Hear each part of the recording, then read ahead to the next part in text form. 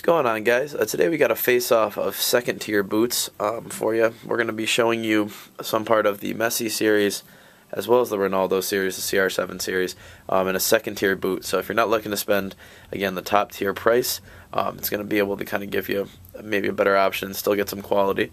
To start, we have the Veloce, the Mercurial Veloce, the CR7 series of this. This is the newest colorway that just came out. These retail at $115. When you're going with these guys, one thing to remember too, you're getting a second-tier boot.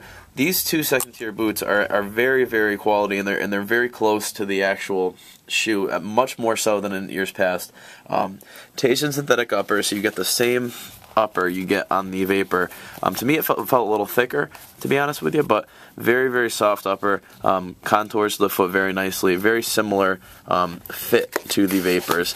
Perforated sock liner. Pretty much same sock liner you get in the Vapors, and just pretty lightweight too. They're a little heavier than the Vapors, obviously, but still pretty lightweight shoe. You get the full TPU outsole. They do give you the 2 studs in the back. They don't revert to the 4, which they have done in past models with the second and third tier boots. So you do get more of the actual shape and feel of the actual Vapors. The studs aren't as pronounced, obviously.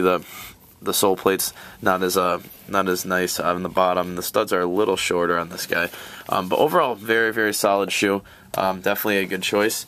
As far as the F30s go, for these you get what they call a Sigma synthetic upper. These feel much thicker to me than the actual F50s. These retail at $120, but these feel a lot thicker, a lot heavier, honestly, than the F50s. One thing you will notice with these, they do have the Sigma synthetic, so it's not the sprint skin that Adidas is known for, that's F50s. They do give you the sprint web, though, so it holds your foot a little nicer, this little guy right around here. What that's going to do is it's going to hopefully cut down on any durability issues, with tearing, stuff like that, and hold your foot kind of more in a central location and not let it kind of go too far either way laterally. So that's definitely a good feature that they've included on this one. That's pretty much identical to the top tier model. So they do give you the sprint web. They give you the what they call the EVA sock liner, and the F30. This guy does come out. No, it doesn't come out actually. You can kind of see a little bit comes out. Foam, very basic. You don't get a whole lot with the sock liner. You don't get the extra inserts with this, obviously.